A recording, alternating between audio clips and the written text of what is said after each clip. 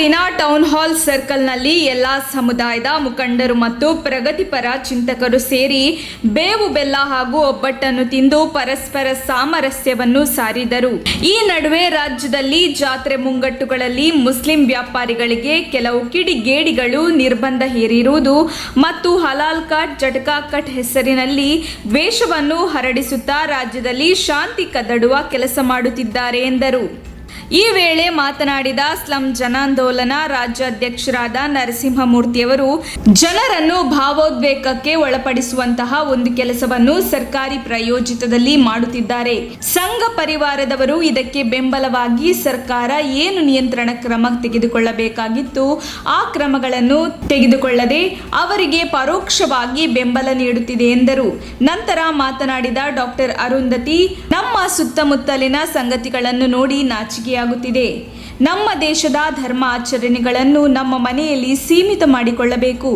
ಧರ್ಮಗಳು ಮನುಷ್ಯನಿಗೆ ಬೇಕು, ಆಚರಣೆಗಳು ಸಹ ಬೇಕು. ನಮ್ಮ ಧರ್ಮದ ಆಚರಣೆಗಳು ನಮ್ಮ ಮನೆಯ ಒಳಗೆ ಇದ್ದರೆ ತುಂಬಾ ಒಳ್ಳೆಯದು. ನಮ್ಮಲ್ಲಿ ನಮ್ಮ ಆಚರಣೆಗಳನ್ನು ಉಳಿಸಿಕೊಳ್ಳಬಹುದು.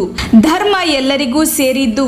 ನೀನಿಷ್ಟೇ ಇರಬೇಕು, ನೀನಿಷ್ಟೇ ವ್ಯಾಪಾರ ಮಾಡಬೇಕು ಎಂದು ಹೇಳುವ ಹಕ್ಕು ಸಂವಿಧಾನದ ಅಡಿಯಲ್ಲಿ ಯಾರಿಗೂ ಇಲ್ಲ ಎಂದರು. ಈ ವೇಳೆ ತಾಜುದ್ದೀನ್ ಶರೀಫ್ ಜಿಲ್ಲಾಧ್ಯಕ್ಷರು ವೆಲ್ಫೇರ್ ಪಾರ್ಟಿ ಆಫ್ ಇಂಡಿಯಾ ಇವರು ವಂದನಾರ್ಪಣೆ ಮಾಡಿದರು.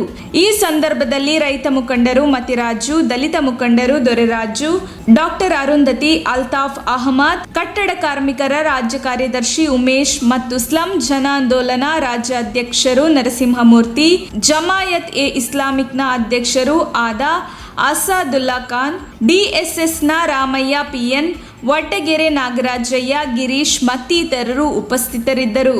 ವರದಿ ಎಎನ್ ಪೀರ್, ತುಮಕೂರು. ಜನರನ್ನ ಭಾವೋದ್ವೇಗಕ್ಕೆ ಒಳಗೊಳಿಸ್ತಕ್ಕಂತ ಒಂದು ಕೆಲಸವನ್ನ ಏನು ಸರ್ಕಾರಿ ಪ್ರಾಯೋಜಿತದಲ್ಲಿ ಮಾಡ್ತಾ ಇದ್ದಾರೆ ಸಂಘ ಪರಿವಾರದವರು, ಇದಕ್ಕೆ ಬೆಂಬಲವಾಗಿ ಸರ್ಕಾರ ಇವತ್ತು ಏನು ಒಂದು ನಿಯಂತ್ರಣ ಕ್ರಮಗಳನ್ನ ತಾಳ್ಬೇಕಾಗಿತ್ತೋ ಆ ಕ್ರಮಗಳನ್ನ ತಾಳ್ದನೆ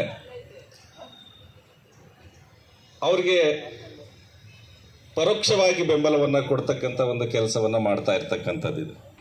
ಧರ್ಮಗಳು ಮನುಷ್ಯನಿಗೆ ಬೇಕು, ಆಚರಣೆಗಳು ಮನುಷ್ಯನಿಗೆ ಬೇಕು.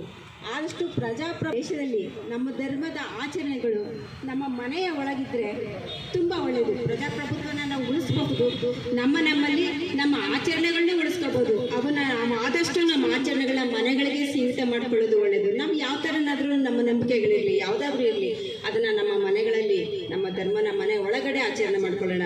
ಆ ಧರ್ಮ ಹೊರಗೆ ಬಂದಾಗ, ಅದು ಸಾರ್ವಜನಿಕ ಸ್ಥಳಕ್ಕೆ ಬಂದಾಗ ಅದು ಎಲ್ಲರಿಗೂ ಸೇರಿದ್ದದು. ಅದು ನೀನಷ್ಟೇ ಇರಬೇಕು, ನೀನಷ್ಟೇ ವ್ಯಾಪಾರ ಮಾಡಬೇಕು, ನೀನು ಮಾಡಬಾರ್ದು ಅಂತ ಹೇಳೋ ಹಕ್ಕು ಈ ಸಂವಿಧಾನದ ಅಡಿಯಲ್ಲಿ ಯಾರಿಗೂ ಇಲ್ಲ. ಜನರ ಕಷ್ಟಗಳನ್ನು ಪರಿಹರಿಸಲಿಲ್ಲ. ನಾವು ಒಂದು ಧರ್ಮದ ವಕ್ತಾರರನ್ನ ಭಾವನೆನ ದೇಶದಲ್ಲಿ ಬಿತ್ತಿ ಅಧಿಕಾರನ ಭದ್ರ ಮಾಡ್ಲಿಕ್ಕೆ ಹೊರಟಿದ್ದಾರೆ. ನಾನು ಈಗಾಗಲೇ ಹಲವು ಸಭೆಗಳಲ್ಲಿ ಹೇಳಿದ್ದೀನಿ. ರಾಷ್ಟ್ರೀಯವಾದವನ್ನು ಹೇಳಿ ಜನಗಳಿಗೆ ಮೋಸ ಮಾಡ್ತಾರೆ.